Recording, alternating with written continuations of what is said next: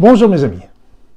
Comme tous les mois, je vais faire le point avec vous de la situation mondiale et sur le plan matériel, mais aussi sur le plan subtil. Pour ceux qui ne me connaissent pas, je suis Luc Baudin, je suis un ancien médecin, je suis spécialiste en soins énergétiques, en médecine naturelle et par ailleurs auteur et conférencier.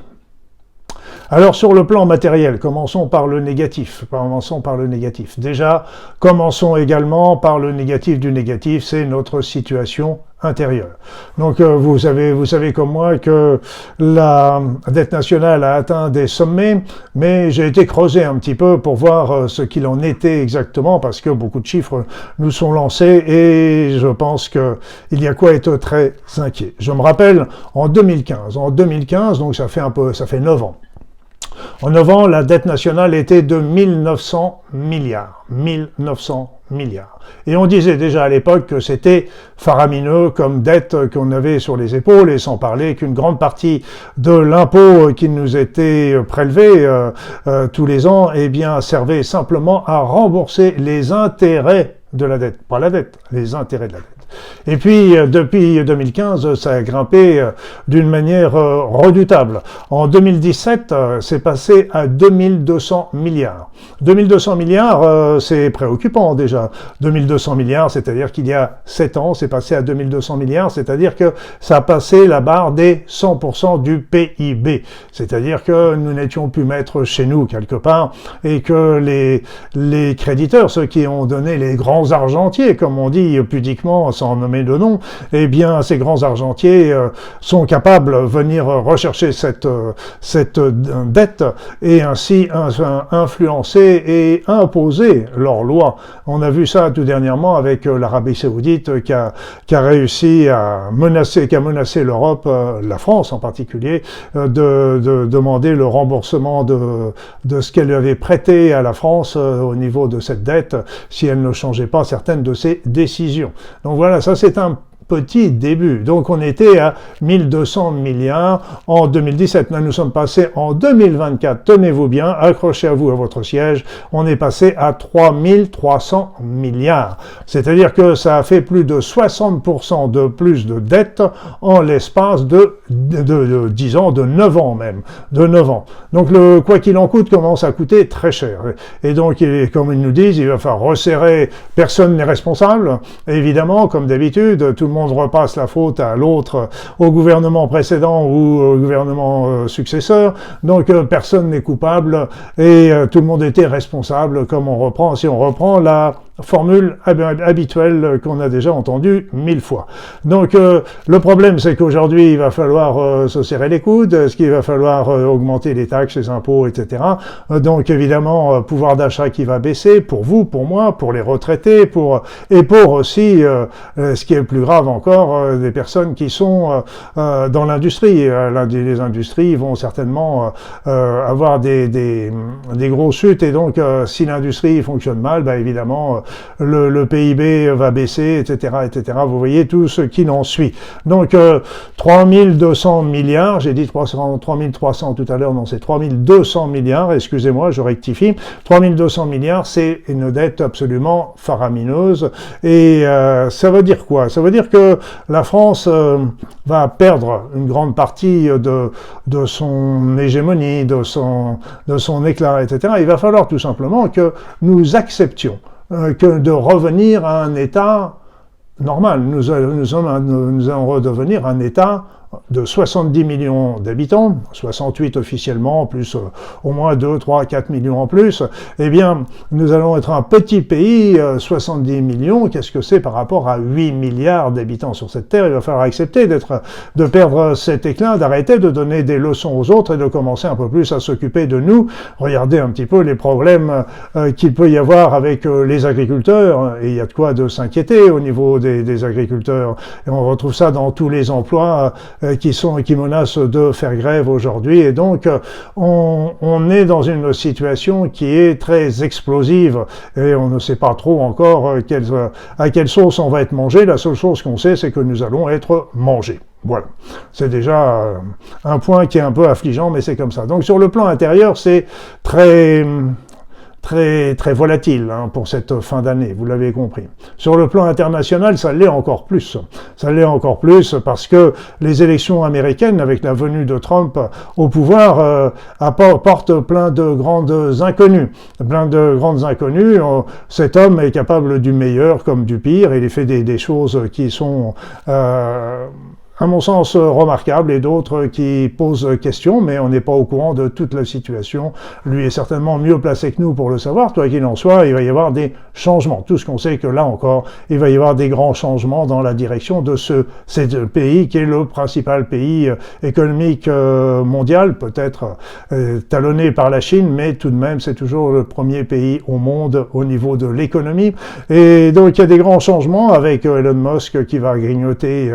Il nous en faudrait qui viennent grignoter un petit peu tous les éléments inutiles que nous payons en France, ce serait déjà pas mal. Et puis, il y a aussi l'arrivée de Kennedy, qui est intéressant également, parce que Kennedy est un homme qui a beaucoup travaillé pour obtenir des informations qui soient justes sur tout ce qui est côté médical en particulier, par rapport à la pandémie qu'on a connue, les traitements, les vaccins, etc. Donc, et les intérêts des vaccins, l'efficacité des vaccins, les effets secondaires possibles des vaccins. Donc, on peut espérer qu'avec Kennedy, il va y avoir aussi beaucoup de choses qui peuvent être mises à jour. Et d'ailleurs, la bourse ne s'y trompe pas en voyant combien le niveau des quatre grandes industries de pharmaceutiques aux États-Unis est en train de dégringoler.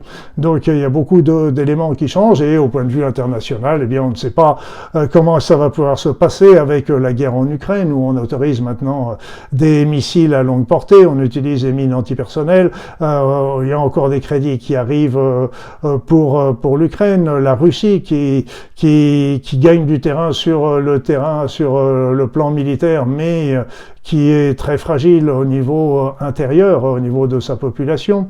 Après ça, nous pouvons voir aussi tout ce qui se passe au Moyen-Orient et ce drame énorme qu'il peut y avoir au niveau de la population de Gaza. Voilà. Donc, mais il n'y a pas que là. Quand on voit, il y a le Sud-Liban, il y a aussi la Cisjordanie, mais si on va encore plus loin, il y a les problèmes avec l'Iran, les problèmes en Birmanie, les problèmes au Soudan, Taïwan, la Corée du Nord et la Corée du Sud, en Afrique. Donc ça bouge partout, ça remue partout. Alors pourquoi je vous dis tout ça? Parce qu'en fait, il me semble, mais j'ai lu des éléments qui disent à peu près la même chose, que actuellement beaucoup de choses changent depuis en particulier l'élection de Trump, qui était un véritable tremblement de terre sur cette planète.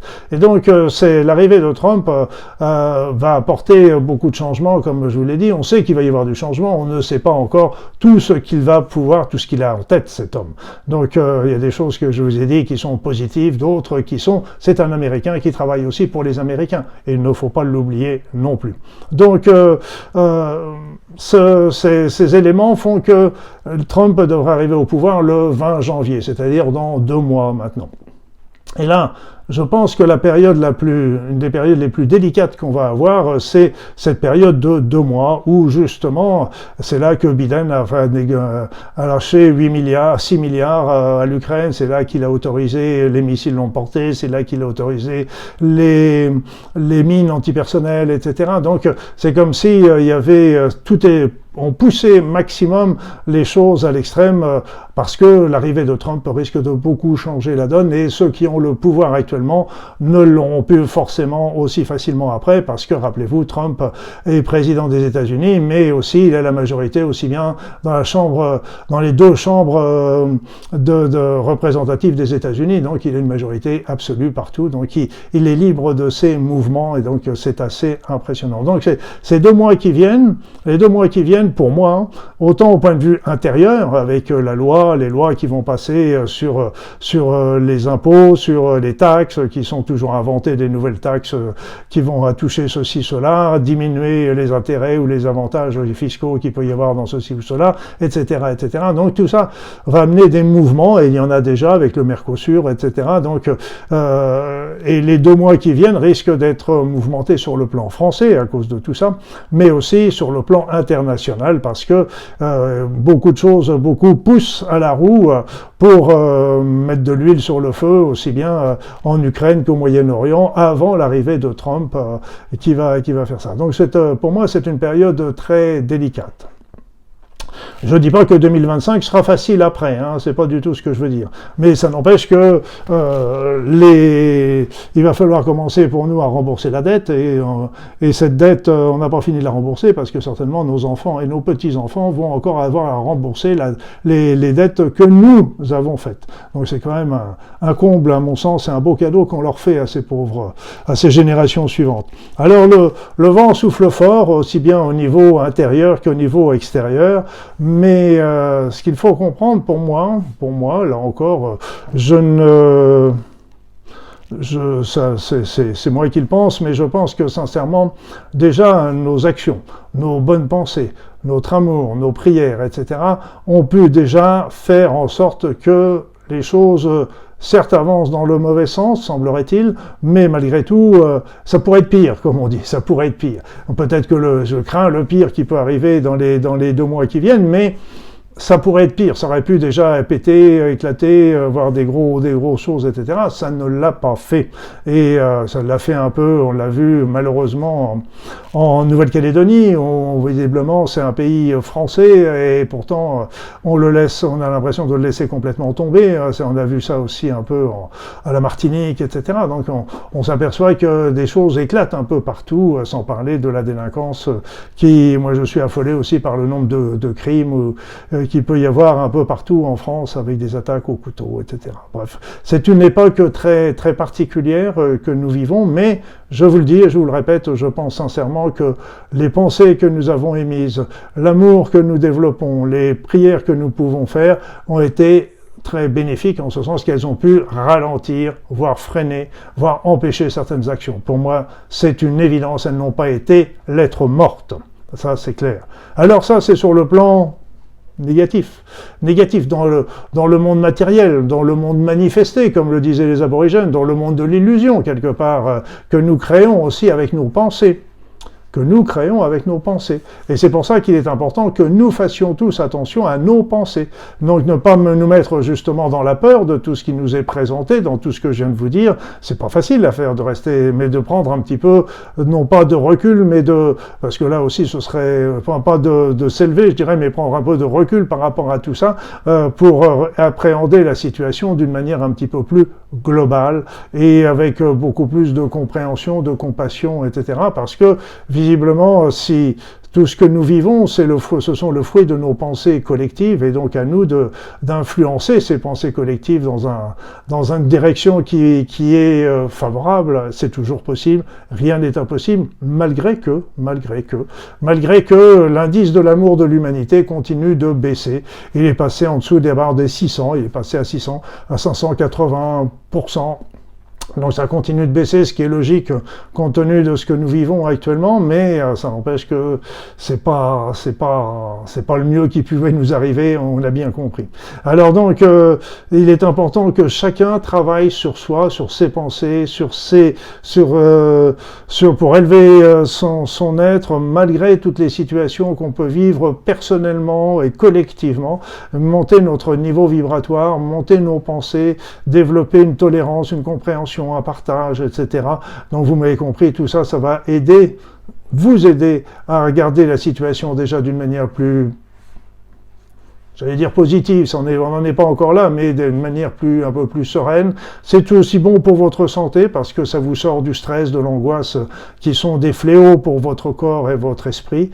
Et puis, ça peut aussi avoir une influence, évidemment, sur votre évolution, sur votre être intérieur. Et ces pensées, cette lumière que vous allez pouvoir développer va pouvoir aussi, sans intervenir, sans vouloir intervenir sur les uns sur les autres, ça va tout simplement rayonner sur votre entourage et les aider aussi à traverser les épreuves que nous connaissons actuellement. Alors sur le plan subtil, ouf. Passons un petit peu au côté positif.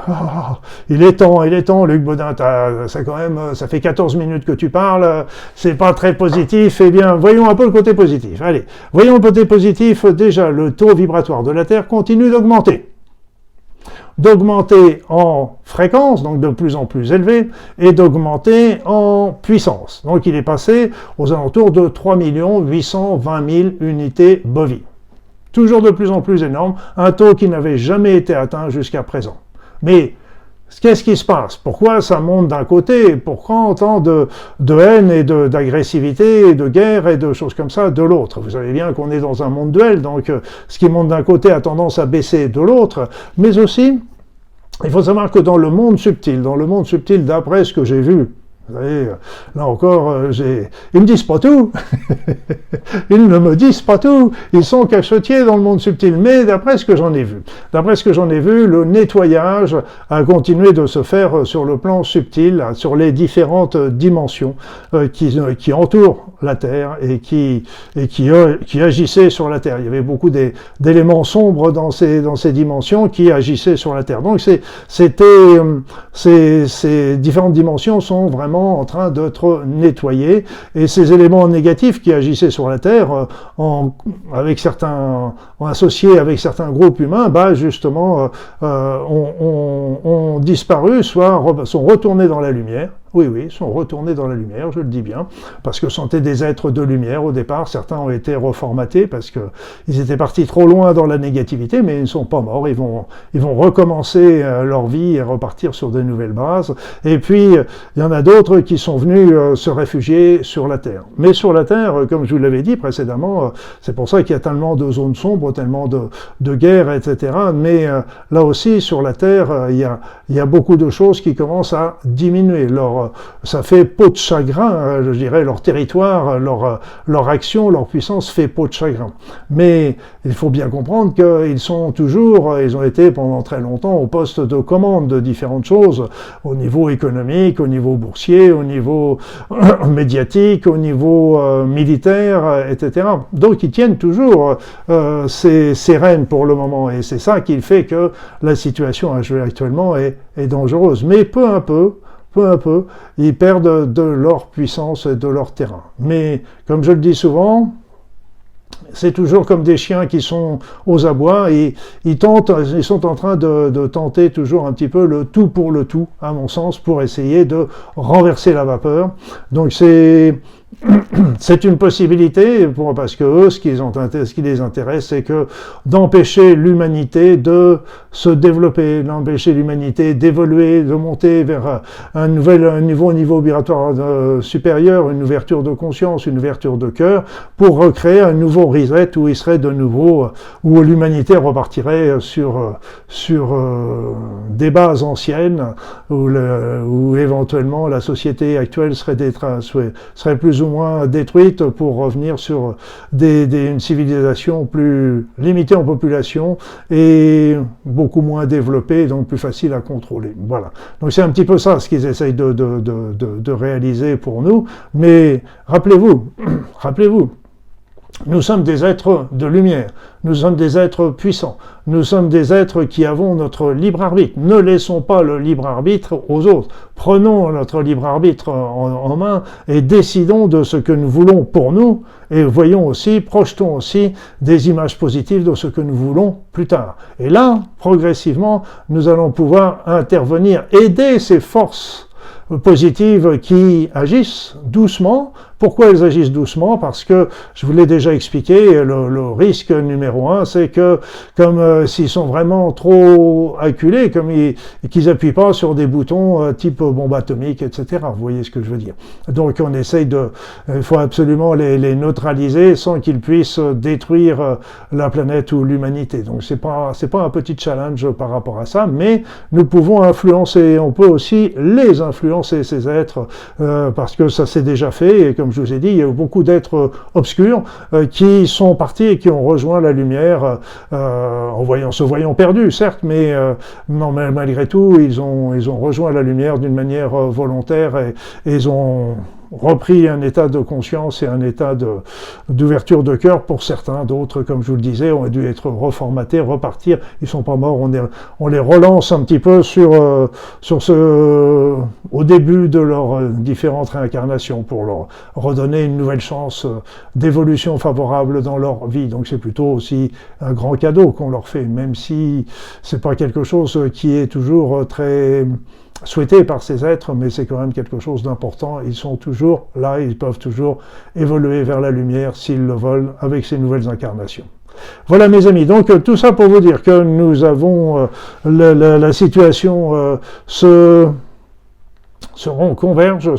Actuellement, on sent véritablement que c'est de plus en plus restreint, le pot de chagrin reste restreint, mais les choses deviennent de plus en plus dures aussi à un niveau international et national, mais rappelez-vous, ils sont en train de perdre du terrain et ils ont besoin de nous. Ils ont besoin de nous, tout simplement. Nous ne sommes pas des décideurs, mais nous pouvons influencer avec notre esprit. Et rappelez-vous, grâce à ces nouvelles énergies qui nous arrivent, eh bien, on peut facilement élever notre niveau vibratoire, élever notre niveau de pensée, élever notre conscience si nous le désirons. Et donc, ça fait que notre pensée deviendra beaucoup plus forte et influencera de plus en plus l'évolution sur la Terre, aidera les forces positives et puis aideront peut-être aussi ces forces négatives à abandonner leur choix délétère pour revenir à des pensées plus positives pour tout le monde. Ce serait très bien pour nous autres, bien sûr, mais pour eux également. Ce serait la meilleure évolution qui soit, que nous pouvons leur souhaiter, donc plutôt que de leur envoyer de la haine, pensez toujours à leur envoyer de l'amour, parce que tout simplement, c'est pas avec le feu qu'on éteint le feu, c'est avec l'eau. Et donc, l'amour est vraiment un pansement extraordinaire que nous pouvons leur envoyer, qu'ils n'ont pas l'habitude de recevoir, et qui peut véritablement les transformer si nous nous y mettons tous. Voilà, donc 2 mois qui risquent de faire trembler un petit peu le monde. Je dis pas qu'après ce sera tout facile et tout simple, hein, loin de là, mais 2 mois qui sont des mois un peu stratégiques. Ça peut durer plus longtemps également, mais je pense qu'il est très très important que vous vous recentriez sur vous, que vous recentriez sur vos pensées, votre cœur, votre être, et irradier cette pensée d'amour. Les fêtes de fin d'année, de Noël en particulier, pourront aussi vous y aider. Je vous souhaite le meilleur et soyez forts. Rappelez-vous, vous êtes forts, vous êtes puissants, vous avez des capacités extraordinaires. Développez-les, utilisez-les pour vous et pour envoyer cet amour tout autour de vous, sur vos proches, sur votre famille, sur tous vos collègues de travail, sur toutes les personnes qui en ont besoin. Et il y en a tellement sur cette terre. Je vous souhaite le meilleur et à très vite.